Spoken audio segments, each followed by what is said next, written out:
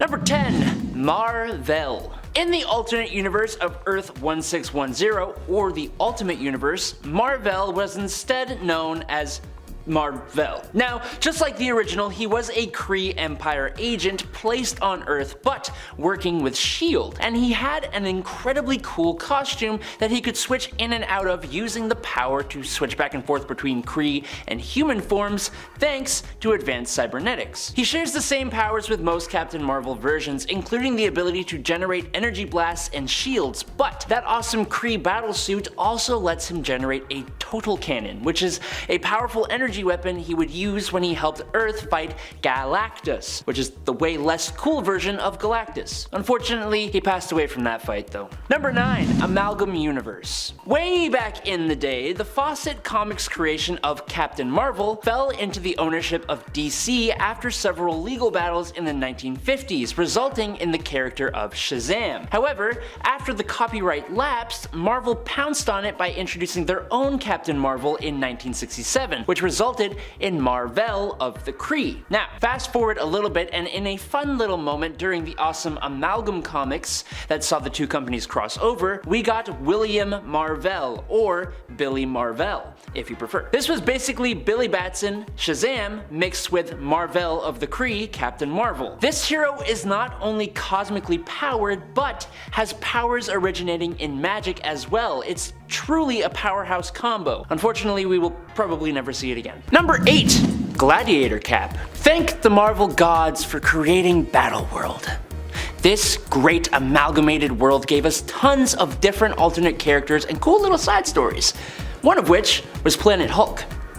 Captain America and Bucky Barnes fought in a war between the Realm of Apocalypse and Greenland, which is a realm inhabited by Hulks, but they were captured and forced to fight in the Colosseum alongside Devil Dinosaur on the outskirts of Doomstadt. At some point, Bucky seemed to be captured by the Red King of Greenland, and the Captain and Devil Dinosaur are sent by God King Doom and his warden Strange to take out the Red King and destabilize Greenland in exchange for also saving Bucky. Now, that's all the premise I really need to see this amazing story and this awesome Captain America variant. He's defeated a group called the Wolverine Clan, he's got long hair, he's battle scarred, he wields a battle axe alongside his tattered patchwork shield, he's a gladiator, and he fights alongside a giant red T-Rex. I mean, Number 7. Kamala Khan. In the Cosmic Ghost Rider series from 2018, on Earth 18138, Kamala Khan is not only part of the multiversal Guardians of the Galaxy, not only does she wield an adamantium star-spangled shield, she is no longer Miss Marvel. No, this Kamala Khan has become Captain Marvel, and one of the most powerful characters to carry that name. It's honestly just Kamala, but in the future, all grown up with an added shield. Unfortunately, while she has got to be incredibly powerful, just evident by the fact of who she is and the power she wields, plus whatever made her worthy of that shield, she still ends up getting completely disintegrated by Galactus. Doesn't really last all that long, sorry. Number 6. Binary. Is this kinda cheating? Technically, Binary is Carol Danvers, but this was after Rogue stole her powers and Carol had been fighting with the X-Men for a while. Eventually, while with the X-Men, the Brood captured her and a few others and experimented on them. For Carol, this increased her ability to generate cosmic energies, which was already incredibly powerful, by basically giving her the power of a white hole. Kinda like a black hole, but white. She became extremely confident, and it's arguably one of her most powerful forms. Now, Binary sort of became a separate person when Carol Danvers duplicated herself, so in that regard, Binary is an alternate Captain Marvel, kind of. Really? Not, no, I mean, kind of. Number 4. Noh-Varr. Created by Grant Morrison and J.G. Jones, Noh-Varr is a Kree from an alternate reality of Earth 200080, and I'm just gonna say, he's kinda weird. Why? Well, because this particular Kree had his DNA altered with the genes of a cockroach. And they also gave him nanobiology, which is a side thing. This gives him a whole bunch of special attributes. He has superhuman strength, stamina, agility, and a top speed of 150 miles per hour. He is triple jointed, can reroute pain, has hallucinogenic saliva, technopathy, he has mental control over his body, can wall crawl, has super hearing, and can reach faster than light speeds while flying. Is it insane that this even happens? Yes, but it does. Now while he is more commonly known as Marvel Boy, when he was in our 616 universe, the Skrull Captain Marvel, Knurr, I think is how you pronounce it, inspired Noh-Varr to become Captain Marvel, which he did, but as part of Norman Osborn's Dark Avengers before abandoning the team. Number 3. Age of Ultron. In this alternate universe, Ultron has taken over the world, and the superheroes have had to go underground, with most supervillains living under the orders of Ultron in exchange for living their lives more freely. What may surprise most people is that in this universe, Captain Marvel is none other than the Wasp, Janet Van Dyne. So this comes about when Wolverine, trying to prevent Ultron's creation in the beginning, goes back in time to take out the scientist Hank Pym. That creates this alternate timeline where Janet Van Dyne becomes Captain Marvel. Don't ask me how that works or why, because I don't really know. It doesn't really tell you, it just kind of happens. What I do know is that this is a really cool version of Captain Marvel that has all the cosmic powers of the character, but can shrink down just like the Wasp can. It's a surprisingly powerful combo, but unfortunately Morgana Le Fay still ends up destroying her and the rest of this universe's defenders. Number 5. Genis Vell. So, in the 616 universe, after Mar-Vell of the Kree passed on due to cancer, his love, Elysius, uses titanium science to turn a sample of some of Mar-Vell's genetic structure into a child, Genis Vell. To protect him from Captain Marvel's enemies, Elysius had Genis artificially aged to maturity and then took him to an isolated world called Paraxis. He would eventually leave, and learning of his father, he would take on the title of Captain Marvel. Unfortunately, a byproduct of his lineage was cosmic awareness, and the strain of not knowing who to save and who to let perish made him go insane, revive himself, conquer worlds, destroy everyone in reality, restore reality, try and declare himself a god, and overall just kind of a lot. But it eventually led to the creation of Phyla Vell, who was arguably much better. Number 2. Major Gamma. The thing I love about comic books, and I've mentioned this already in this video, is that they will come up with just the wildest reasons to give us amazing things we all want. So for example, in the 3rd issue of Tarot, a story from 2020, a set of magical tarot cards representing each of the heroes gets cut in half by Valkyrie and shuffled by the villain Diablo. The cards come back together, and as a result, we get amalgamated heroes. Now 2 of these new heroes are a mix of Captain America and the Incredible Hulk called Major Gamma, and a mix of Captain America and the Silver Surfer named Captain Cosmos. It's kind of hard to pick which of these characters would be more powerful. I'd assume Captain Cosmos, but since you've got a Hulk cap, which I've definitely always wanted more of, I'm gonna stick with him. Yeah. Yes, I have included 2 very different Hulk Captain Americas, but are you really complaining? Because I'm not. Number 1. Universe X. In this universe, Mar-Vell of the Kree is pretty similar to his 616 counterpart, only after passing on, he found himself in the realm of the dead. It's an insane story, but essentially, Mar-Vell ends up recruiting the other dead heroes of the world in a crusade against death itself, all the while being reborn on Earth and collecting powerful artifacts and even destroying the Kree Supreme Intelligence, which bolstered his army in the realm of the dead. Eventually, he defeats both Thanos and Death herself and creates a paradise for the dead in the negative zone. But that creates a whole bunch of problems as he realizes the living can't die now, so he restores Death. It's truly insane. Marvel had the powers of eternity, meaning he basically had limitless power, but also for a time he had access to the Ultimate Nullifier, Anti-Metal, the Book of the Vishanti, the Darkhold, the Orb and Eye of Agamotto, Psycho Man's Emotocaster, High Evolutionary's Transmogrification Device, the Silver Surfer's Power Cosmic, Kyle Richmond's Eyes, the Cosmic Consciousness, the Cloak of Cloak, and the Mandarin's Power Rings. That was a lot. Number 10. Jessica Spectre. Admittedly, we don't really know what Jessica's power level is at. What we do know is that she hails from an alternate reality designated Earth 8753. In this reality, Mark is dying, and it is his daughter, Jessica, who is destined to take up his mantle after he passes. He has been training her for years, and Jessica has chosen to follow in different but similar footsteps to him. Being extremely studious, she has years of physical training, becoming a gifted martial artist and weapons expert, and is an accomplished student studying to become an archaeologist. One night when Mark is injured and lays dying, she learns of a secret identity as Moon Knight and agrees to take up the mantle as he passes on. Jessica is only briefly mentioned and shown in the collection known as Marvel Knights Millennial Visions from 2001. And friends, before we move on to our next spot on this list, if you love what we do here at Top 10 Nerd, why not show us you love us by clicking that subscribe button. Number 9. Vampire Moon Knight. While not explicitly shown in action and more kinda like just mentioned, Moon Knight in the reality of Earth 9140 was a vampire. The reality is one we explore in the 1989 What If series in issue number 24. Here we answer the question, what if Wolverine was Lord of the Vampires? And I guess we kind of ignore the fact that usually Wolverine can't stay as a vampire because of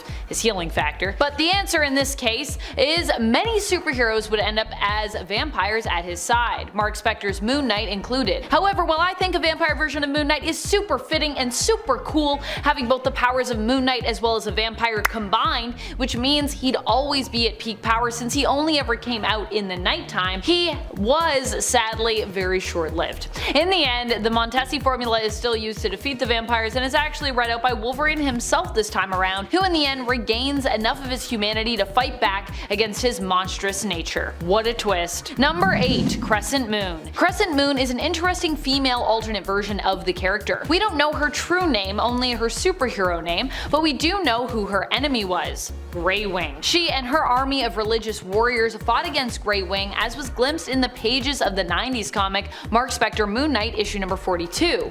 Here, Crescent Moon is tragically defeated by the evil villainous doppelganger of Moon Knight known as Moonshade, who travels to alternate realities in the hopes of increasing his power by consuming the life force energy of other Moon Knight alternates in the multiverse. We don't know much about the world Crescent Moon hails from outside of what we know about her. However, it is believed to be designated Earth 920942. Unfortunately, the last and first appearance of this alternate happens in that issue number 42, so sad. Personally, I think Crescent Moon could have her own little spin-off. I'd like to learn more about her. Number 7. Spectre. Spectre is one of the alternate versions of Moon Knight that we see from the 2015 Secret Wars event. He appears first in Master of Kung Fu, which is a Secret Wars Battle World tie-in miniseries. Here, he is revealed to be a master martial artist known as the Master of the Faces of the Moon, a school of martial arts from Kunlun. Spectre does not beat Shang-Chi in the Tournament of the 13 Chambers, but he does manage to hold his own considering. Number 6. Zombie vs. Moon Knight. Although not initially a zombie version of Moon Knight himself, this version of Moon Knight hails from the reality of Earth 2149, also sometimes referred to as Earth Z, standing of course for zombie.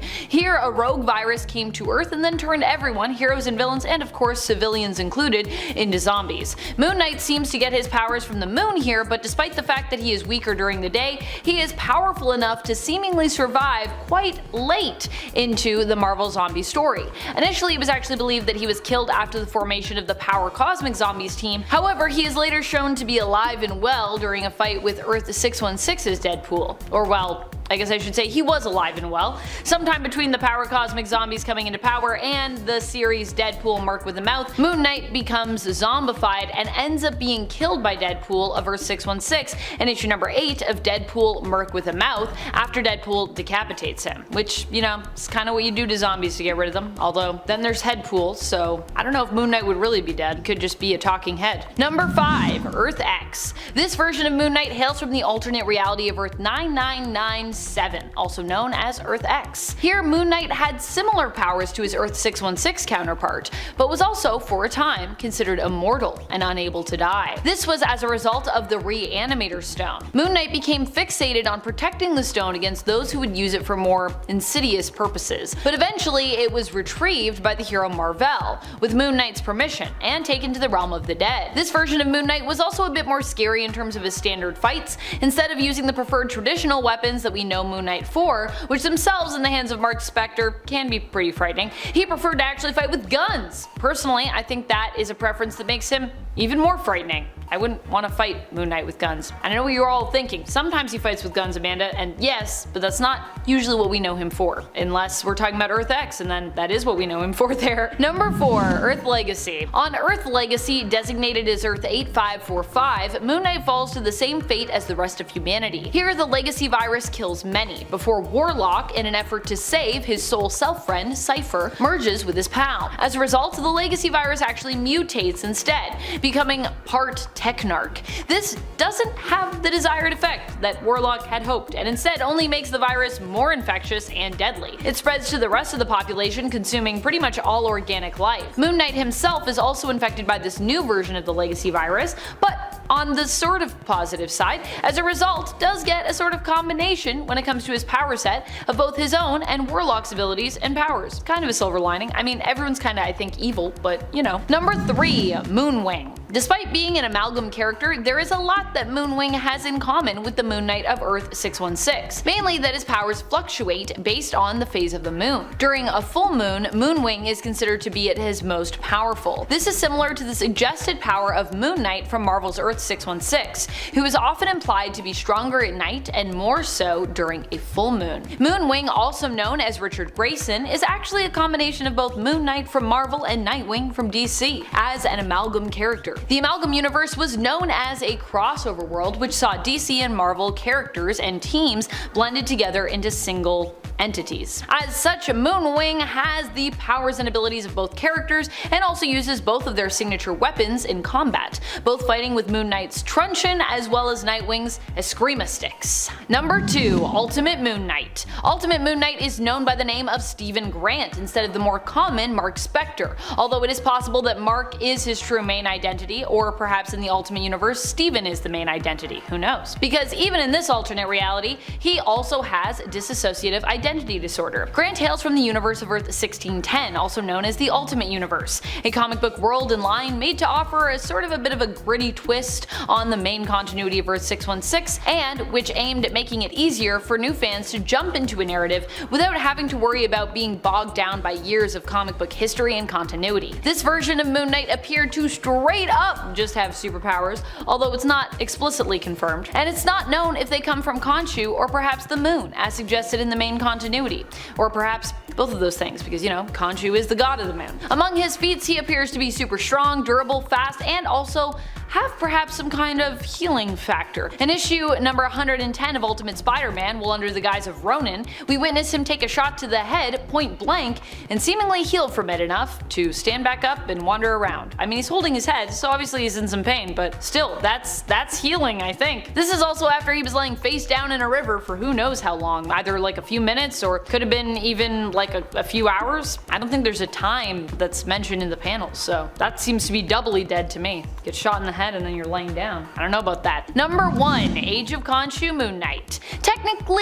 Technically, this Moon Knight is not an alternate, as he hails from Earth 616, but he's honestly too cool for me to not mention, so I kinda gotta talk about him. Although this was a very specific time in Moon Knight's life where he was extremely boosted in terms of his power set, so it's like still main continuity, but we can like call it a niche time. It's not really an alternate though, to be clear, or a variant. This period of Moon Knight's career as a vigilante saw him team up with Khonshu, who is in fact real in this story, to help him defeat Mephisto. In order to do so, Khonshu pits Moon Knight against the Avengers so that he can get enough power for Khonshu to take on Mephisto with. Moon Knight, during Age of Khonshu as such, took all the main powers and artifacts of the Avengers, stealing Thor's hammer, Ghost Rider's car, and even taking the Phoenix Force for himself temporarily. Number 10. House of M. Okay, so this alternate reality version of Natasha Romanoff isn't exactly more powerful than her regular self, but she's the leader of the Soviet super soldiers, defending the island of Genosha against Magneto and his mutant uprising. Now she doesn't really show up for very long, not very long at all actually, but seeing this Black Widow leading a team consisting of the biggest Russian superheroes including Crimson Dynamo, Ursa Major, and Red Guardian is just awesome. Not to mention, assuming the Scarlet Witch gave Natasha what she wanted, this is her dream come true, which is just really interesting to think about. Hold up, you're a Black Widow fan, bro? Name 3 of her best comics in the comments below right now, bro.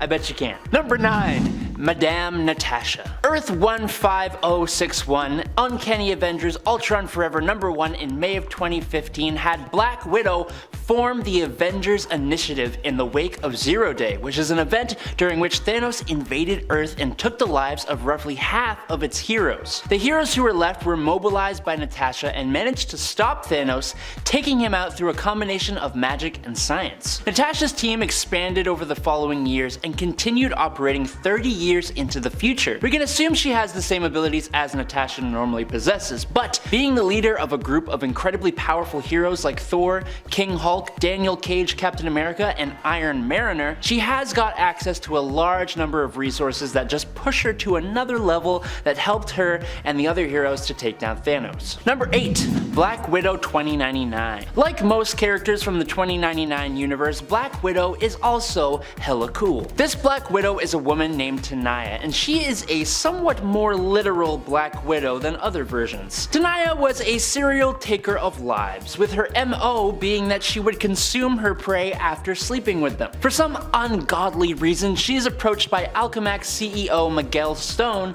to become a member of their Avengers. She carries around 2 stingers and fangs as her main tools of the trade, and her costume also features a mask with numerous red eyes, like the actual Black Widow spider. I said she's awesome, but she is still very scary and a very interesting version of this character. Number 7. Ava Orlova. Ava Orlova, who first appeared in Mockingbird Shield 50th Anniversary number 1 in September of 2015, is the Red Widow in Marvel Comics. While not exactly an alternate version of Natasha, she is close yet different enough for me to feel like it's worth mentioning her. Natasha rescued Ava from the Russian mob as a child, and she now refers to her as her little sister, though there is no actual family connection, and despite the fact that Natasha never actually came back for her and kind of left her abandoned. Ava is a much more aggressive widow than Natasha is, rarely showing any of the discipline of the older spy, and using an advanced system of electrical powers which she channels through her weapons. I think she's really cool,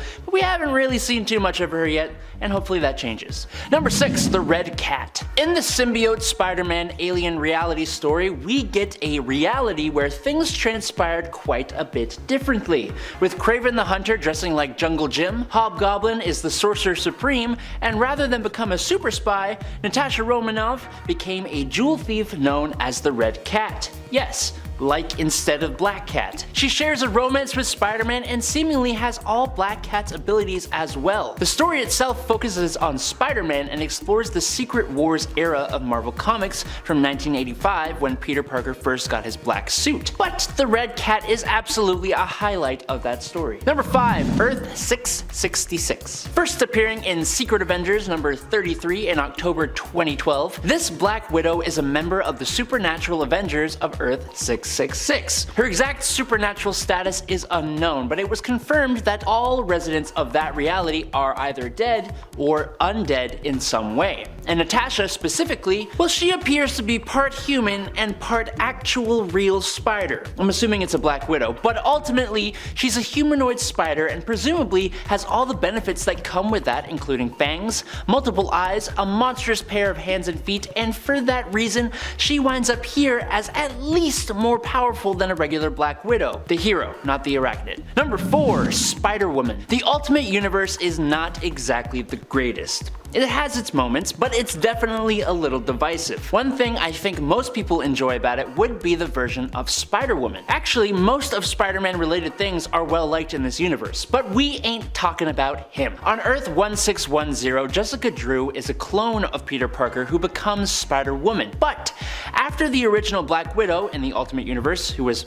utterly horrible and rather evil, and the second Black Widow, Monica Change, Jessica became the third iteration of the character on 1610 with her Spider-Woman powers. Jessica as Black Widow forms the all-new Ultimates and begins living with her teammate and friend, Katie Pryde. Number 3. Widowmaker. What if Fantastic Four number 1, coming out in December of 2005, takes place on Earth 717 in 1951? The Soviet Union sends its first manned mission to space. Natalia was one of the 4 astronauts involved. Now all 4 of them were bathed in cosmic radiation and gained superhuman powers. In her case, Natalia gained the ability to manipulate electromagnetic energy, allowing her to fly by reversing the polarity of her body, and also making her able to discharge her energy in lethal doses. The 4 became the ultimate Federalist freedom fighters.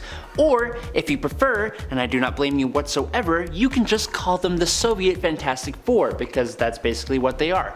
I'll accept that. With the US and what becomes Russia disputing over control of Cuba, the freedom fighters were tasked with facing facing the Avengers. Thankfully, Rudian Richards chose to abort the mission when a teammate got wounded. The same Richards confronted his superiors in the KGB, and tired of his heroic talkbacky ways, the leaders ordered Natalia to terminate Richards. But she instead chose to take them down. Following the incident, the super agents took control of the Union and pursued the ideas of freedom and equality. Number 2. Clairvoyant. Clairvoyant is actually the first Black Widow. Claire first appeared back in the golden age of comics in Mystic Comics number 4 in 1940. During World War II, many superheroes were drafted into the military, specifically in order to boost support in the United States. The real military hired Timely Comics, who would go on to become Marvel Comics, to create comic book heroes as propaganda to gain support in the war, and the Black Widow was one of many heroes. But clearly,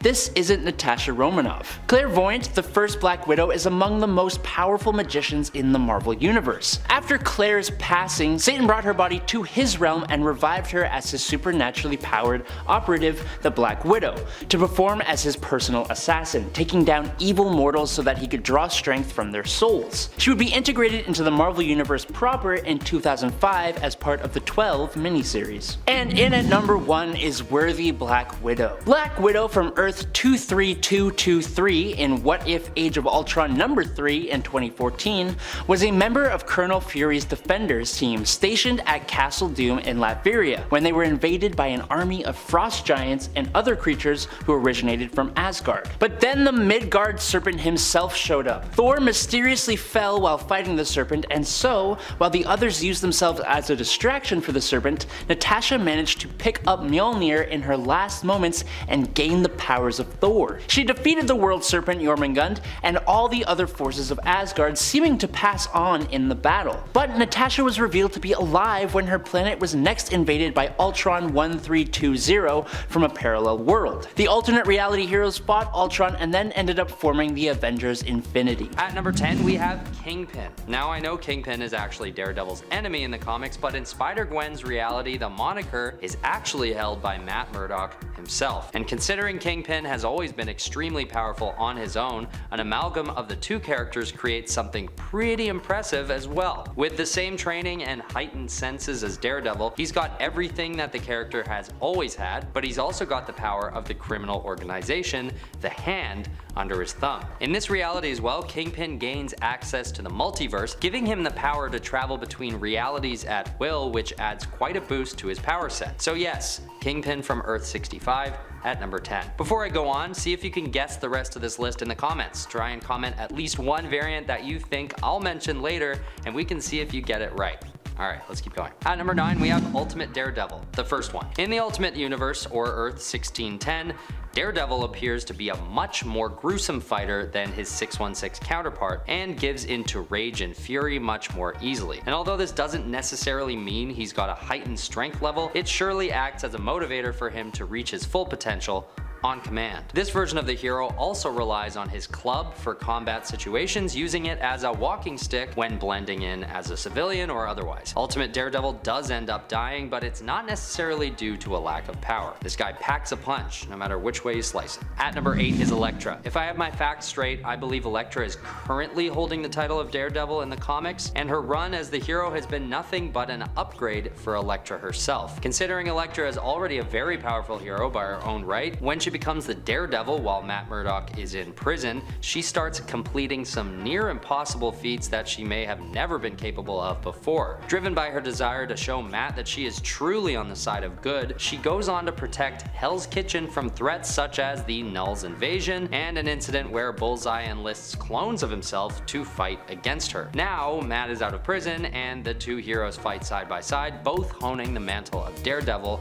at once. And if you ask me, Elektra is more powerful than ever in her current state. At number 7, we have the Zombieverse Daredevil. This version of the hero should be considered because even though it's a fleshy corpse that probably doesn't have a huge defense stat, it does have the ability to effectively transform any other living being into an ally with a simple bite. And since we're effectively ranking the power set of each of these variants, the added abilities that zombification gives to this version of the hero should be considered as much as any other power boost. Not to mention, the zombie Daredevil basically has immortality, unless I suppose its body is entirely destroyed, but no matter how you splice it, immortality is immortality. At number 6, we have the original Earth 616 Daredevil. Although 616 Daredevil has the typical power set, which might not be comparable to the zombie immortality or the Kingpin variant's multiversal travel, his sheer track record is enough to prove that his abilities are worth at least a 6th spot on this list. Some of these feats include his introductory battle with Namor, who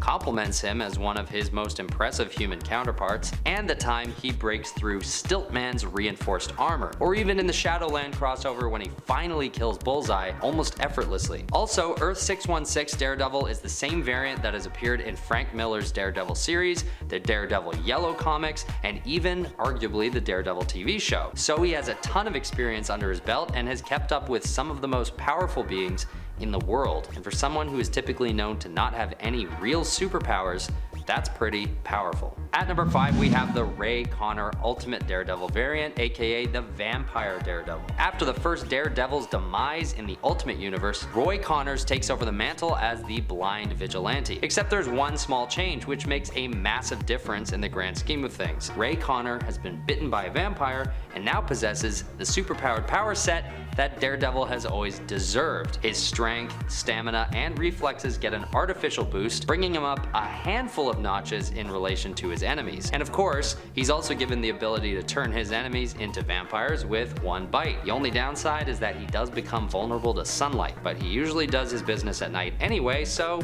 it's not such a bad downside overall. At number 4 is Dare the Terminator from the Marvel DC crossover. This version of the hero gets a higher spot on the list because she harnesses the powers of both Deathstroke and Daredevil all at once. And moreover, since the crossover gives this character a new origin story about how she gets the Daredevil powers, she gets even more powerful than Matt Murdock. And this is because the Daredevil abilities are acquired through scientific genetic experimentation instead of by a freak accident. So with Deathstroke's powers and even augmented versions of Daredevil's abilities, we get a much more powerful iteration of the hero, who isn't quite a hero anymore either. Her evil instincts persist, and she often uses severe means to defeat her enemies, taking out Enigma Fisk with little effort and no mercy either. At number 2, we have Daredevil 2099. Now we're getting into a territory where these variants have upgrades that make them objectively more powerful than the original mortal Daredevil. On Earth 2992, the 2099 universe brings us a brand new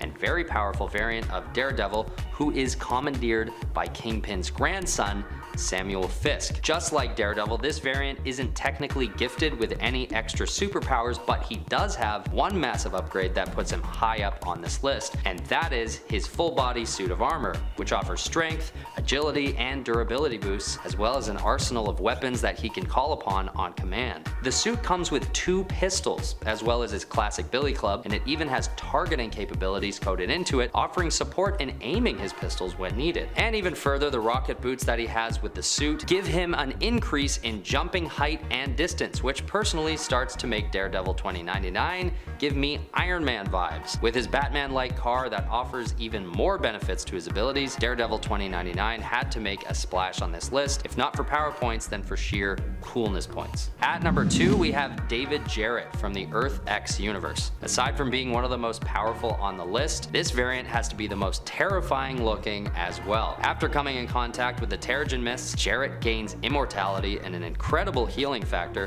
as well as the ability to actually create clones of himself on command. He rides around on a motorcycle, which I know doesn't help his power, but should be mentioned since it adds a lot to his mobility potential. But either way, as far as Daredevil variants go, anyone with immortality and regeneration deserves a high spot on this list, especially since the original Daredevil variant already shows some extreme power without any actual superpowers. It also doesn't appear that David Jarrett has any loss of eyesight, which should be seen as an upgrade when talking about Daredevil. Finally, at number 1, we have Dark Devil. In Dark Devil's case, he's got a connection to Zarathos, a demon from an alternate dimension who empowers Dark Devil from within his body. This allows this version of the hero to explore much more mystical capabilities than Daredevil ever has before. Like for instance, the ability to turn his whole body into flames, which gives him a power boost as well as a durability increase. On top of all this though, believe it or not, Dark Devil even shows signs that he has some version of Spider-Man's powers. This is because he first appears in Spider-Girl issue 2, which takes place on Earth 982. And with these Spider-Man-like powers, he is even capable of sticking to walls and somehow using a power similar to Spider-Man's Spidey sense, which paired with his demonic influence from Zarathos makes for an extremely overpowered variant of Daredevil. Number 10,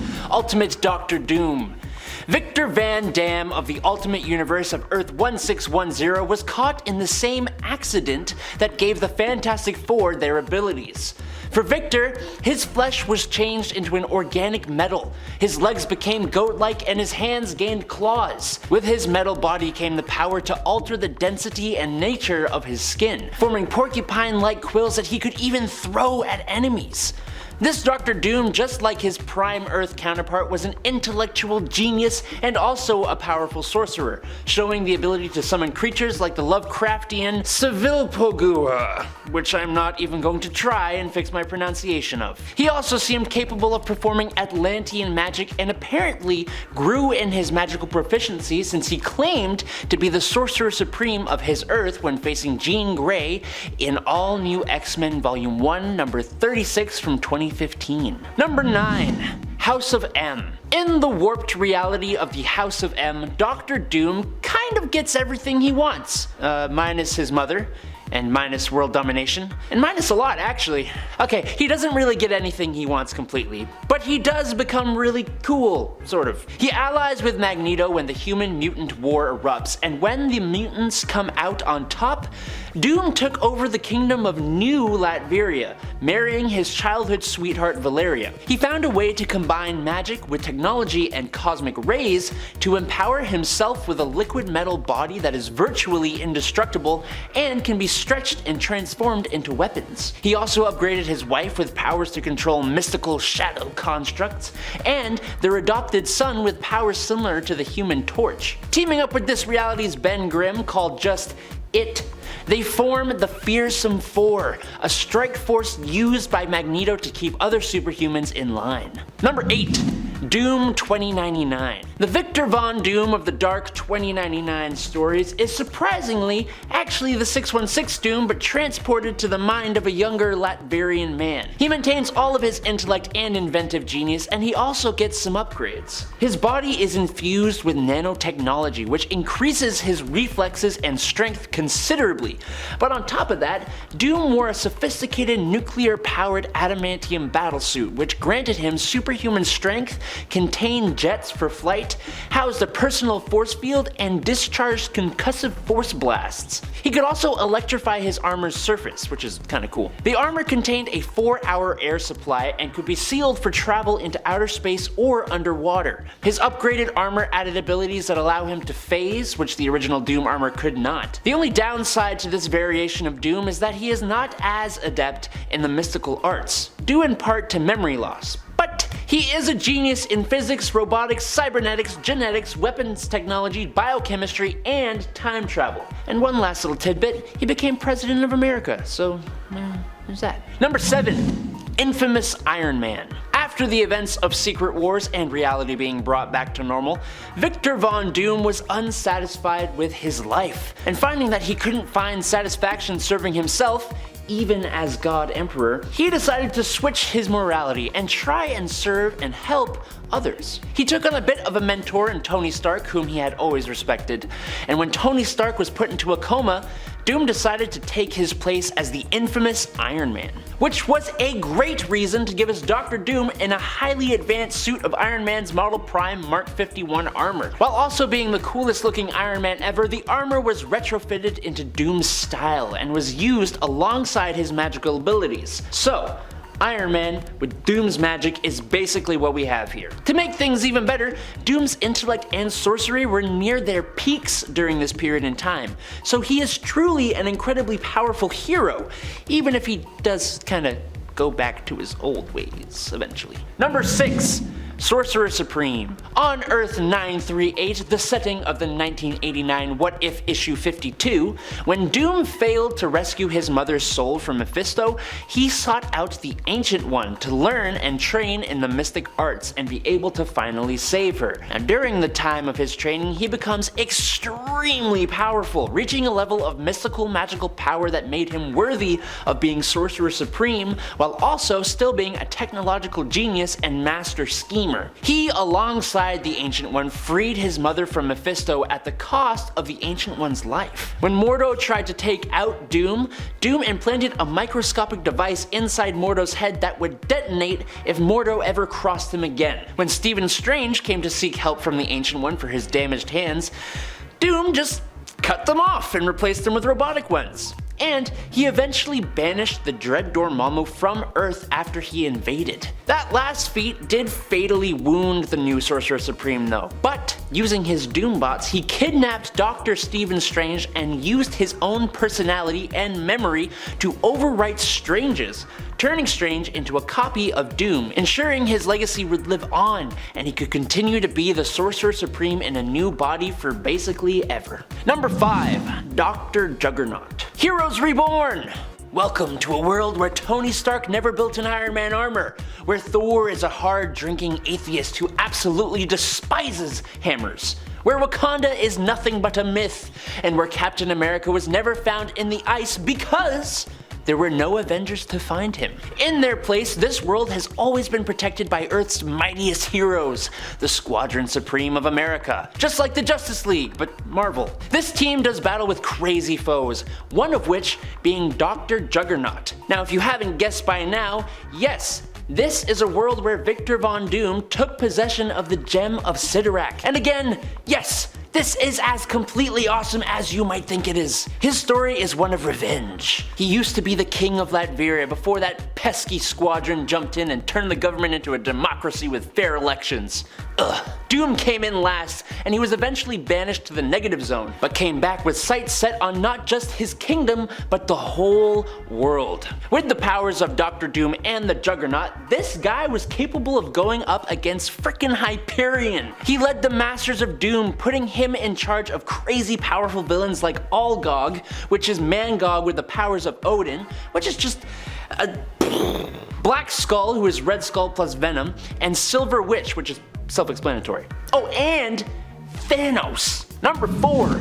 Doom the Living Planet. The legends go that Dr. Doom of Earth TRN-157, the world of Astonishing Spider-Man and Wolverine, sensing that the end was near, decided to transfer his consciousness into the one thing big enough to contain his absolutely massive ego: a planet. This Doom, the Living Planet, could travel through space at the speed of light and manipulate matter on a cosmic scale. He also had the means to launch massive planet-wide invasions with an army of Doom bug bots. Now, to be completely open and honest with you, he doesn't last very long in this story. But that's only because he is shot by Wolverine with a weapon that harnesses the entire power of the Phoenix Force and was made for the sole purpose of destroying planets. But the panel where he was floating over New York and bellowing, "Doom hungers." So cool. Number 3.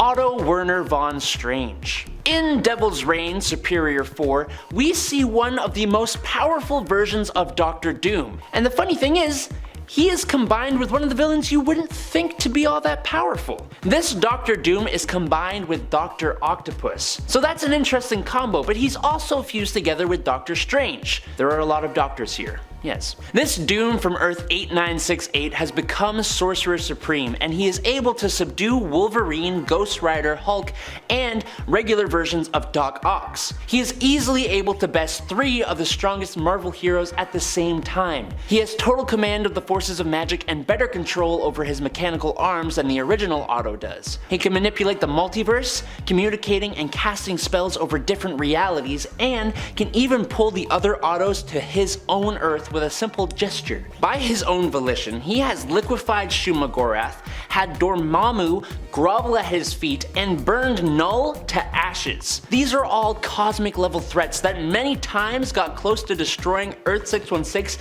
and its universe.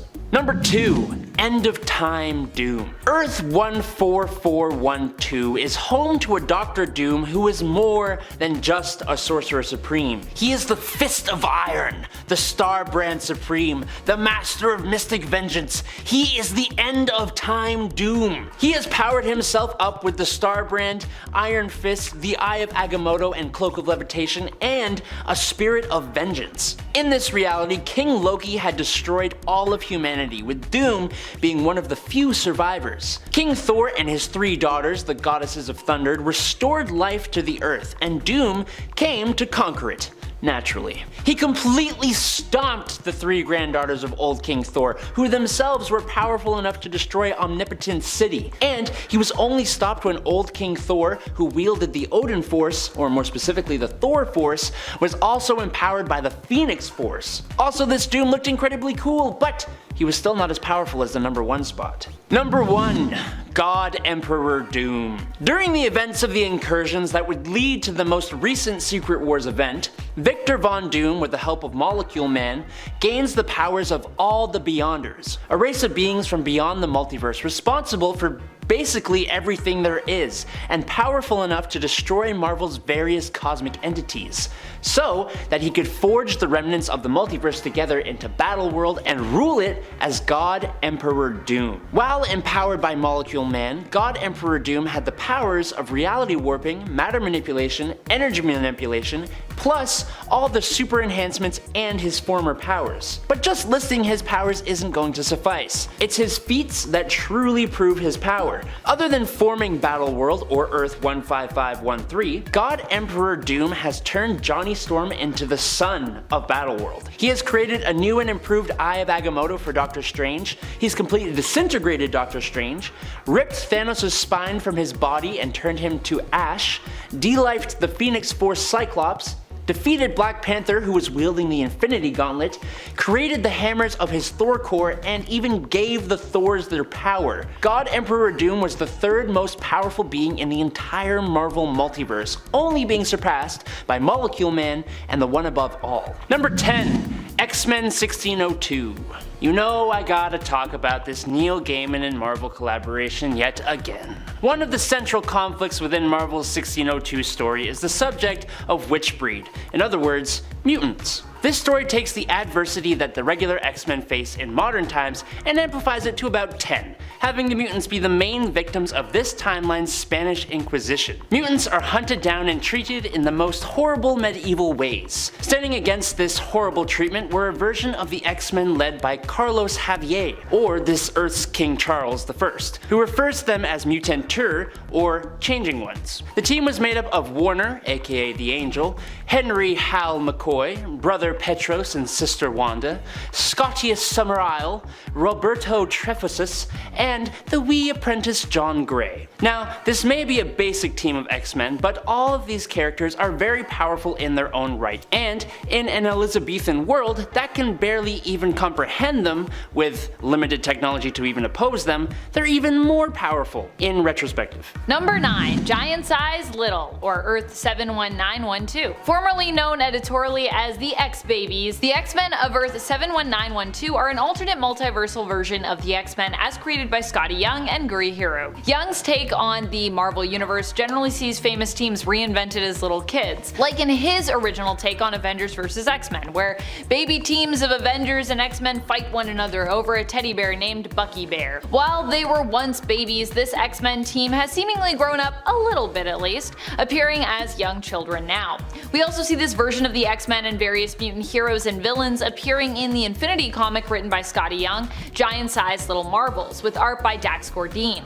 While this team is technically just kids, that doesn't mean they aren't capable of making powerful moves. It just means that their world is governed by more kid-like and kid-friendly rules and confines. However, I have no doubt that the giant-sized little X-Men could still kick butt in other universes as well, should they need to. And friends, before we move on to this next spot, if you are loving this list, please head on over to Facebook Facebook, where you can also show us some love by clicking that like and clicking that follow and all of the Facebook stuff. Number 8. X-Men 2099. As the 4th incarnation of the X-Men in this universe, with basically no connection to classic characters or plot threads other than being inspired by the ideas of Charles Xavier, the nature of the 2099 X-Men team, created by John Francis Moore and Ron Lim, first appearing in X-Men 2099 #1 in August of 1993, makes them one of the most creative and interesting versions of the team ever. The team comes together at the end of the 21st century, led by Desert Ghost, who has the ability to break down molecular structure with his left hand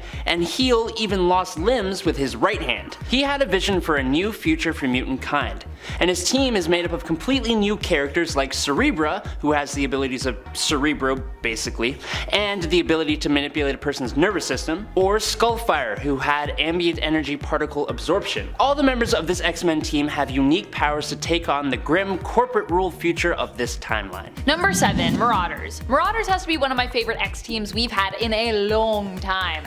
They weren't always so amazing and heroic though. The Marauders was initially a name taken by Mr. Sinister's band of mutants, who were pretty evil. The same mutants behind the Mutant Massacre, where many Morlocks were killed, and Angel, one of the original X-Men, got properly messed up. Poor Angel. Recently though, the Marauders' name was reclaimed by Kitty Pryde, now known as Captain Kate Pryde, the Hellfire Trading Company's Red Queen. Kate leads her Marauders team in an effort to fight mutant injustices the world over. Where there are mutants who are being kept from Krakoa or oppressed, her and the Marauders fight to free them.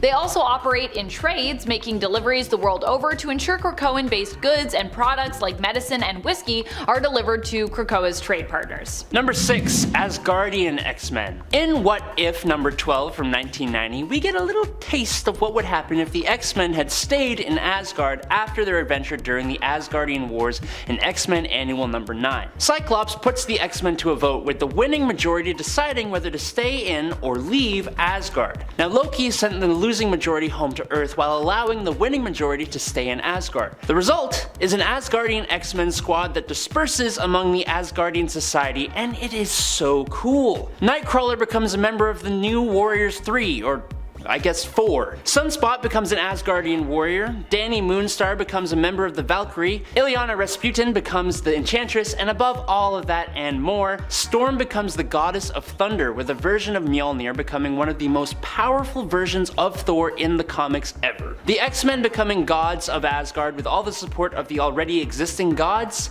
Helheim, yes. Sorry, that's a bad joke, sorry. Number 5. Age of Apocalypse. In the alternate reality of Earth 295, known as the Age of Apocalypse, the X-Men were one of the final superhero teams standing against the villainous tyrant known as Apocalypse. Of course, because it's his age.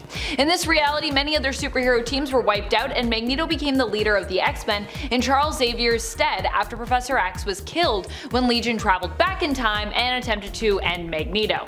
Charles put himself in the way of the kill shot, thereby dying and erasing Legion from existence, while also creating the Age of Apocalypse reality, where Apocalypse attacked Earth years earlier than in the main timeline. While Magneto's X-Men roster from this reality would change over time, the original roster consisted of Iceman, Storm, Colossus, Jean Grey, Quicksilver, and Scarlet Witch, of course. Really the only X-Men team the once mutant children of Magneto have ever been on. Later on, the team would be joined by AOA Wolverine, known as Weapon X, and Rogue, who would later also become Magneto's lover and eventually wife in this reality. Number 4. Excalibur. Excalibur first appeared in Excalibur Special Edition number 1 by the legendary Chris Claremont and Alan Davis in December of 1987. They are a government-sponsored team of extraordinary mutants who fight for the people of jolly old England and their interests around the globe. The team is usually formed by British heroes and former members of the X-Men, and was originally assembled with hopes to carry on Charles Xavier's dream and legacy, but their adventures usually deal with magical and interdimensional crises linked to the pocket dimension of Otherworld. The team right now is made up of Captain Britain Betsy Braddock and formerly Captain Britain Brian Braddock, Nightcrawler, Shadowcat, Phoenix, Magan, Captain Avalon, Gambit, Gloriana, Jubilee, Richter, and Shatterstar. But the team has included awesome heroes like Black Knight, Colossus, Dazzler, Juggernaut, Lockheed, Moira McTaggart, Rogue, and Sage, and was reformed under Apocalypse as a mutant diplomatic organization in Krakoa. the UK, and in Otherworld. One of the best X-Men adjacent team variations ever, in my humble opinion. Number 3. X-Force. In principle, X-Force should be one of the most powerful teams out there because they usually aim to kill. But there are some other teams on here that are known for having simply more Omega level mutants on their most powerful rosters, which is why I hesitated to put X-Force too close to the top, although they're pretty up there still. X-Force initially, though, started as Cable's team, who himself is known for being on the verge of Omega level, possibly the techno-organic virus being one of the main things holding him back from that status. The X-Force was originally Cable's Black Ops team, used for taking out those he deemed threats to the timeline, but would later become more known as Wolverine's team, and at one point was also Sabretooth's team. Currently in the comics, X-Force is actually more thought of as Beast, aka Hank McCoy's team, although Wolverine is still a major player on it. There was a recent incarnation of the team that included Omega level telepath Jean Grey on its roster as well. Number 2. Multiversal X-Men. Gonna be honest here, this one's a little wacky. As an example, at one point the Kurt Wagner on the team used a collection of hundreds of disembodied Professor Xavier heads to search the multiverse for a habitable planet for the population of Earth 12245. And then he teleported them all to that new world. That alone puts the team high on the list, but the other members just bring the team comfortably to the number 2 spot. A Wolverine that was Governor General of Dominion of Canada, who was in a romantic heroic duo with the demigod Hercules, who gave Wolverine adamantine bones, and who was also on the team. Emmeline Frost Summers, who was granted the immortality of a goddess. Catherine Pride, who goes by Shadow and is as equally powered as her 616 self. A genius disembodied head of Xavier, that's by itself. Corporal Scott Summers, who fought in and ended the American Civil War in 2 weeks, having dispatched about 6,000 Confederate soldiers, and regular old Dazzler. They came together thanks to the villain Savior, but fought against 10 evil Xaviers, including a Witch King and Cthulhu Xavier, that were trying to destroy reality. Number 1. The Five. The Five have to be one of the most powerful mutant teams to have ever existed at this point in the main continuity, or if not, they would still have to be pretty high up there, I'd think. The Five are an offshoot mutant team whose job it is to make sure that all mutants are brought back to life. They were brought together to bring back all mutants who had ever passed on previous to the present time and age of the X-Men. Their ranks include multiple Omega level mutants, and they have literally mastered control over one of the most powerful governing principles of the cosmos, that of life and death. I know, it's pretty crazy. Their ranks include Hope Summers, Elixir, Proteus, Egg, and Tempest. Number 10. Beat. If you've been watching the videos I've been doing recently, then you've seen me talk about Warp World more than a few times. It's the world that formed when Gamora merged each soul in the universe with another and trapped its inhabitants in the Soul Stone. For Star-Lord, he amalgamated with both Groot and possibly Rocket Raccoon to form Pete. You know, I can honestly say that he kind of freaks me out a little bit. I don't know why, just kinda does. But considering Peter Quill is really just a regular dude, any kind of extra abilities he acquires makes him more powerful, and I'd say being part tree is a great one. He looks like Groot, has rocket boots, and he's got Rocket Raccoon inside of him. Oh, and while at first he only says, "We are Pete," he can actually talk. Maybe not a power we want, but still. Number 9. T'Challa.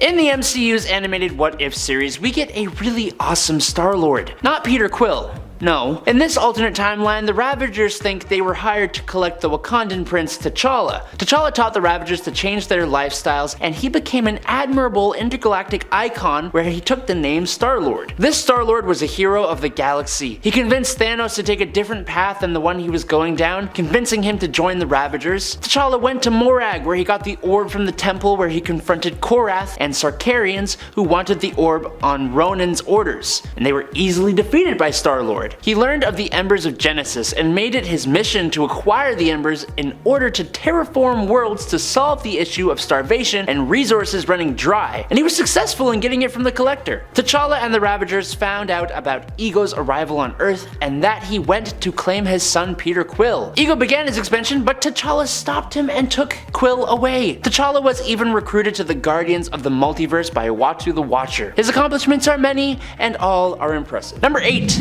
Kitty Pryde. In the Earth 616 reality, Peter Quill stepped away from his role of Star-Lord to become Emperor of the Spartax Empire, the empire of his father and the reason for him being near immortal and superhuman and all that. When he did, Kitty Pryde, who if you don't know had a bit of a thing with Peter, took over the role in his place. Her mutant powers obviously put her a cut above a half Spartax and instantly made her one of the most powerful versions of a Star-Lord. That's not to mention her intelligence and skill as an engineer, plus her mutant buddies also make her uniquely gifted. Kitty Pryde is already a pretty powerful mutant in Marvel Comics, but when she's with the Guardians of the Galaxy, she even becomes cosmically powerful thanks to the Black Vortex. I wonder if we will ever see this happen in the MCU. It would take a lot to figure out, but I think Kitty Pryde would at least have the intelligence and self-control not to punch Thanos while he is being telepathically subdued. Number 7. Lord Starkill. Everybody loves pirates. Well, not real pirates, they're kind of the worst, but like fictional pirates. Those guys are cool. Usually. In the reality of Earth 25271, Peter Quill has become Lord Starkill, a wanted space pirate and leader of the Ravagers. His greatest nemesis was the leader of the Zeta Flight pirates, Carol Danvers. He is hired by the great wise peacekeeper Thanos, the Just, to find the Reality Stone and bring it to Thanos so he can finally rid the universe of criminals. Instead of elemental blasters, Starkill wielded a elemental rifle, but he was generally very similar to the normal Peter Quill, except seemingly much more successful. Also, Groot is now Root, and he's a carrot. Starkill ends up capturing the galaxy-displaced Carol Danvers before both their crews mutiny on them. It's a wild ride, and it's very funny, but it has enough cool moments. This Star-Lord has his hands on the Reality Stone, which should make him more powerful, but he barely used it properly, and for that, I shame him to the 7th spot. Number 6. Old Man Quill. In the world of Old Man Logan, all the supervillains teamed up and took out huge groups of heroes, leaving America as a wasteland. But before that ever happened, Peter Quill left Earth and his Guardians of the Galaxy to take over his father's place as Emperor of Spartax, ruling for many years. So that's 1 point for power. Except, eventually his people were kind of destroyed. Also, the Guardians of the Galaxy passed away too, with Peter unable to save them. So yeah, he has some faults, but it's his shame that drives him to come back to Earth and try to do things right. What is kind of interesting is that he imagines the Guardians all alive in his head, and it actually allows him to be quite capable. He imagines Gamora, Drax, and Rocket all doing things that in reality was actually just him, including hacking a drone to free Fin Fang Foom in a coliseum, defeating Pulsar, and the Madrox gang. In the climax of the story, the Universal Church of Truth, the ones who helped destroy his planet and the Guardians of the Galaxy, come to find him on Earth, and he dons the Hulkbuster armor to take them on. He defeats Astra, Fang, Manta, Gladiator, Titan, Warbird, and Warstar all by himself with the Hulkbuster. So yeah, he is more than capable. Number 5. Nova. Star-Lord as a Nova kinda just makes sense.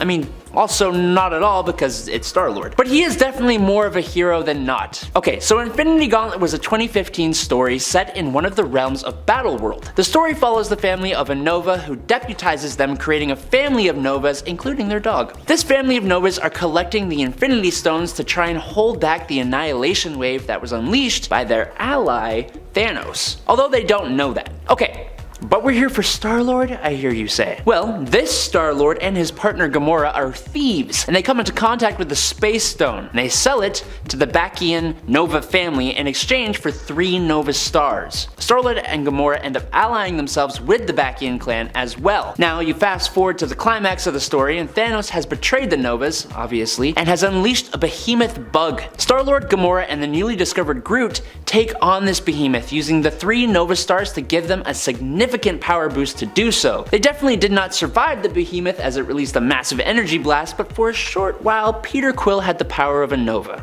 And that's good. Number 4. Major Victory. In the 100th anniversary special, Guardians of the Galaxy, Peter Quill has faked his death, and Gamora took over his place as Star-Lord. She isn't who this point is about, but because I like you all so much, I'll give you 2 Star-Lords in one. While Gamora is Star-Lord and killing it, meanwhile Quill, in order to gain the trust of Silver Galactus, had impersonated Major Victory and took his place among the Heralds of Galactus, seemingly with all the power that comes with. He fought against his former teammates on the side of Silver Galactus, fooling literally everyone into thinking he genuinely was the Herald until Galactus had fully plugged himself into nowhere, which allowed Quill to finally disable Silver Galactus and unmask himself, showing everyone he was actually Quill. What a guy. Number 3. Classic Star-Lord. Not everyone may know this, but when Star-Lord first appeared in comics, he was not what you may expect. For starters, his backstory was pretty different. He was still half alien, half Spartan to be exact, but after his mother was killed by aliens, it prompted Quill to run away and eventually become a NASA astronaut, successfully this time, which led to him being offered the role of Star-Lord, an intergalactic police officer while aboard the International Space Station. The one who offered Quill this role, the alien entity called the Master of the Sun, bestowed abilities upon Star-Lord that included faster-than-light flight, self-sustenance, a personal energy force field, telepathic resistance, and an instinctive understanding of alien machinery without even having to make contact with it. His suit augmented his strength and durability and gave him the ability to travel through space, but he also had a sentient spaceship that he can telepathically link with, just in case. All of that alongside the peak human attributes he has thanks to being half Spartan. Number 2. Realm Marvel Star-Lord. The Star-Lord of Earth 9997 would be one of the superhumans who would become a member of a group formed by the now deceased Mar-Vell of the Kree called the Realm Marvel, alongside Richard Rider and Carol Danvers. Now the Star-Lord we all know from the MCU and the Guardians of the Galaxy comics isn't on par with these two. But the classic Peter, if you were paying attention literally like a minute ago, he is much closer to that level of power. And judging from his outfit and look, that is the Star-Lord who is chosen as a member of the Realm Marvel. The members of this Realm Marvel traveled into the negative zone and cast their souls into the realm of the dead, but they did it in a way that their souls were not in forfeit, allowing them to help Mar-Vell in gathering souls of past heroes and villains to join the ranks of Mar-Vell's army of the dead. Number 1. Master of the Sun. One of, if not the most powerful variants of Star-Lord, is the one where he becomes one of the most powerful cosmic beings in the Marvel Universe. For a really short time, Star-Lord became the Master of the Sun, the guy that gave classic Star-Lord his powers. As the Master of the Sun, Peter had the power of cosmic awareness and the ability to manipulate matter and energy. If you know anything about power hierarchy in Marvel Comics, you know that's an insane level of power to wield. He could channel cosmic energy through his element gun, making the weapon insanely powerful. He was also immune to telepathic influence or perception while in this form, making him imperceptible to mind readers. Truly the most powerful Star-Lord variation. There you have it, nerds! Alright, number 10 is the Captain America of 3099. Although this version of Captain America is not native to any comic books, he is still probably one of the sweetest looking Captain Americas we have ever seen. He is James Rogers, presumably an ancestor of Steve Rogers, and he wields a shield that seems to be made of pure energy that can do multiple different things. It's seen to be able to be thrown, and can even turn into a much larger shield that even creates a force field bubble around James. It seems to also be able to duplicate and become multiple shields, giving James protection while other shields are bouncing around enemies. The story reason for his existence is that in a fight between an Ultron under the control of Red Skull and Captain America, Iron Man, and Black Widow, a portal to an alternate dimension opened up, and the alternate 3099 versions of those heroes came through and fought the main ones. I don't care what the excuse is, to be honest. All the versions of these 3099 heroes are sweet. Alright, number 9, Miles Morales Cap. If you haven't checked out the What If Miles Morales stories, please do yourself the favor. It may not make much sense as to why Miles ends up in the situations he does, but he becomes Wolverine, Hulk, Thor, and, of course, Captain America. In the very first issue, Miles' dad is part of the new Super Soldier program inspired by the original. Uncle Aaron, who always plays a large part in Miles' life, steals the Super Soldier serum and keeps it in his fridge, which is where Miles finds it while he's looking for a drink. Turns out Miles is a perfect match for the Super Soldier serum, and he becomes the new Captain America. It's so cool. Because not only is Miles the new Cap, but Tiana Toombs becomes the Falcon, and Sam Wilson becomes the new director of S.H.I.E.L.D., like with the eye patch and everything. Uncle Aaron becomes Prowler after being attacked by Black Widow, and Lonnie Lincoln is the Grey Skull, which is this reality's Red Skull. He seems to be just as powerful as the normal Captain America, if not a little younger and by extension a little more naive. But he's still cool, so. Number 8, Rogue. Infinity Countdown Captain Marvel number 1 takes Carol Danvers across the multiverse, where she meets a powerful Captain Marvel variant in Anna Marie, or Rogue. In the main Marvel universe, the mutant Rogue has used her abilities to steal those of Carol Danvers before, leaving Carol depowered. These two characters actually have like a bit of an interesting relationship. They kind of practically hate each other for a time, but then they kind of get along later on. It's kind of weird. But in this alternate universe, when Rogue got Carol's powers, it actually altered her DNA, kind of swapping the two of these characters. So now, Rogue permanently has Captain Marvel's powers, plus her actual mutant abilities to gain more powers from others. It's kinda cool, but we barely see much of it. Number 7. Rogers. Coming back at you with Marvel 1602 yet again, we have a Captain America who initially came from Earth 460. And on this Earth, Purple Man had become president for life, and Captain America was one of the last heroes resisting him, like we'd expect. Purple Man wasn't able to end this Steve Rogers, so instead, he was sent back to the 1600s. Steve now found himself in Virginia, and he aligned himself with a Native American tribe, assimilating himself into their way of life. Steve taught them what he knew about his present time, his language, and, most importantly, the near annihilation of the Native American peoples. His arrival and discovery at this time caused alternate versions of other heroes to start appearing in this now alternate timeline. But it also caused reality to start breaking just a wee little bit. He went by the name Rogers and kept his origins a secret, being mistaken by the English to be descended from Welsh explorers who reached America before Christopher Columbus. He did not reveal himself until much later, when he would be sent back to his time. I love the 1602 story, and I think what Steve becomes falls right in line with his character. He helped the Native Americans to be aware of what the Europeans would do, and he even saved the colonists of Roanoke and became the protector of Virginia Dare. I promise this story is worth a read, just do it. Number 6. Cap Wolf. In the 616 reality, in Captain America Volume 1, number 405 from 1992, Captain America is injected with a serum by Dr. Nightshade that gives him the curse of the werewolf, giving us Cap Wolf. Now, while he ultimately recovers from the curse, in the reality of Earth 666, everyone is some kind of monster version of themselves, so obviously, this version of Cap Wolf never recovered from the curse and remained a werewolf, becoming a core member of the Undead Avengers. It's a super soldier werewolf. I'm not too sure what the rules on his power levels would be exactly, but I know he's gotta be more powerful than a regular Captain America, for sure. Maybe a little bit more feral with less of a tactician's thinking, but he's covered in fur, got crazy sharp claws, and I'm sure his bite is worse than his bark. God, I'm sorry, that was a bad joke. Number 5, it's Venom Cap. With a whole Spider-Verse event, I think it was a genius move for Marvel to create a Venomverse event as well. All the reason I would need is just seeing a whole slew of characters who are Venomized. One of the most prominent would be the leader of the Resistance, a Venom-bonded version of Captain America, who first appeared in the Edge of Venomverse number 1 when he started recruiting alternate versions of Venomized heroes, starting with the Venom X-23. And let me just say, this Captain America looks awesome. All black, obviously, with white accents. His shield can extend out from his body thanks to the Venom tendrils, but then the Resistance gets attacked by a poisoned out Hulk, and then Cap and a whole bunch of Venom heroes become poisons as well, and they look dope as heck.